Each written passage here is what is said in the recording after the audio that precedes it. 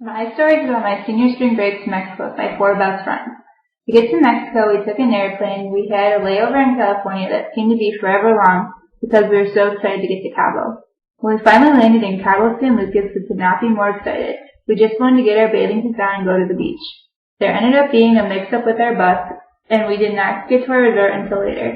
So instead of going to the beach, we put our dresses on for a fancy dinner. Our first dinner was actually Easter dinner. The food that they served us was amazing, and I could eat it every day if I could. The first morning we woke up bright and early to take water aerobics. We were always one of the first people at the pool because we were still on East Coast time. At the resort, we made lots of friends. The people we hung out with most were Humberto and Roberto. They worked at the resort and hosted all the activities during the day. At nighttime, our resort would have a live band and a DJ in the lobby. My favorite night was when there was a live band. It was a lot of fun and they were playing really good music. When we would go into town, we had to wait at the bus stop. This was always fun because we'd have to see all the locals. The bus ride was about a half hour to get to town. Once we were in town, we went to lunch at Señor Frog. It is a famous restaurant that is located all over Mexico and very popular to the tourists. It was actually my birthday, so they made me my friend's birthday hat. While we were in town, we went snorkeling trips. They took us to the famous Cabo San Lucas rocks.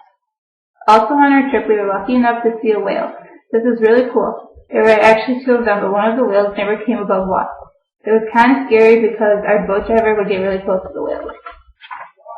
Snorkeling was my favorite part of the trip. We saw so many cool fish.